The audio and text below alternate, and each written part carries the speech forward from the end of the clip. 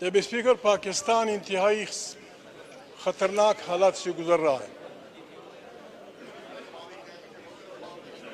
Parliament का हाल ये है, इतने चार्ज पार्लियामेंट, कोई किसी को बात करने नहीं देता, कोई किसी की बात नहीं सुनता।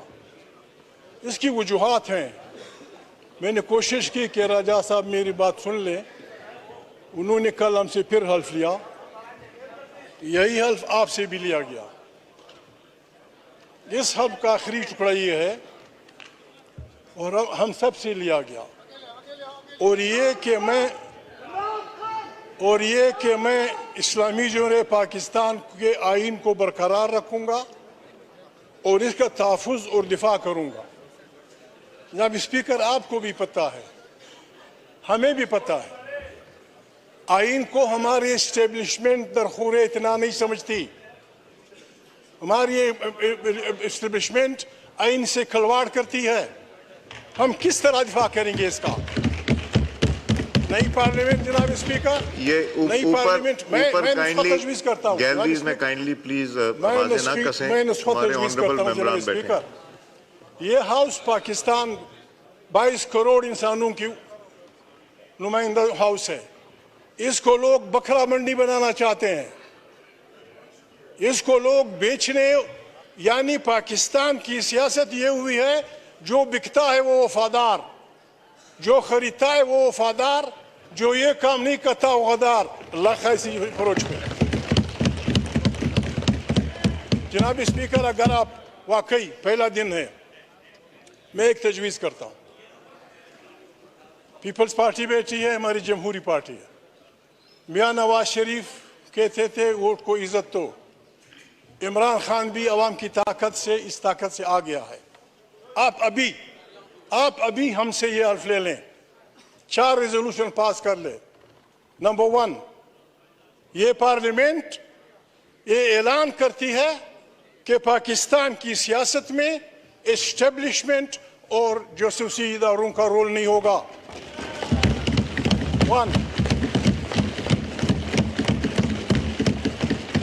ये कोई बुरी बात भी नहीं है, पीपल्स पार्टी मानती है ये बात, नवाज शरीफ मानता है, ये यार लोग मानते हैं। अभी ये रेजोल्यूशन पास कर दें। दूसरा रेजोल्यूशन जनाब स्पीकर, कि ये पार्लियामेंट पाकिस्तान की दाखिली और अंदरूनी सियासत का चश्मा होगी, ये बनाएगी। कोई जर्नल वर्नल नहीं आएगा दरम्यान में।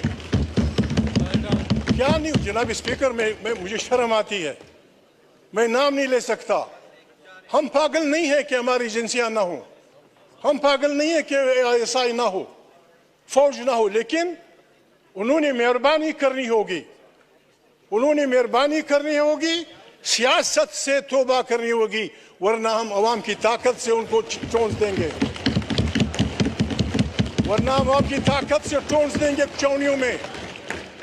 हर उस जज को हम सलाम करेंगे, इमरान खान जेल से करेगा,